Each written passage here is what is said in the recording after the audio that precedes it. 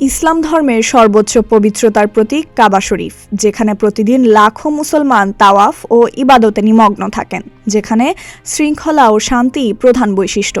এমন এক পবিত্র ও সংযত পরিবেশে হঠাৎ ঘটে যাওয়া একটি অপ্রত্যাশিত ঘটনা বিশ্বজুড়ে বিস্ময় ও আলোচনার জন্ম দিয়েছে।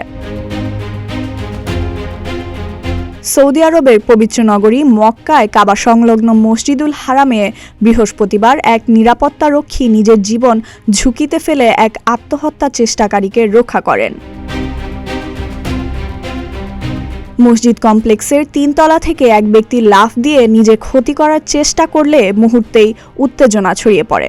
এ সময় দায়িত্বে থাকা সৌদি নিরাপত্তা বাহিনীর এক সদস্য দ্রুত এগিয়ে গিয়ে সাহসিকতার সঙ্গে তার প্রাণ রক্ষা করেন।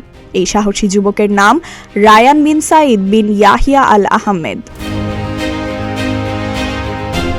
সৌদি পাবলিক সিকিউরিটি ডিরেক্টরেট জানায়, ঘটনার পরপরই জরুরি নিরাপত্তা ব্যবস্থা সক্রিয় করা হয় এবং পরিস্থিতি দ্রুত স্বাভাবিক হয়ে আসে। আহত দুজনকেই চিকিৎসার জন্য হাসপাতালে নেওয়া হয়েছে। তাদের দেখতে সৌদি আরবের স্বরাষ্ট্রমন্ত্রী আব্দুল আজিজ বিন সৌদ আল সৌদ হাসপাতালে যান। কর্তৃপক্ষ জানিয়েছে, বিষয়টি তদন্তাধীন রয়েছে এবং সংশ্লিষ্ট সব আইনগত প্রক্রিয়া অনুসরণ করা হচ্ছে। ব্যক্তিগত গোপনীয়তার কথা বিবেচনা করে ব্যক্তির পরিচয় ও জাতীয়তা সম্পর্কে কোনো তথ্য এখনো প্রকাশ করা হয়নি। ফাইজা মেরিন অরিন, প্রতিদিনের বাংলাদেশ।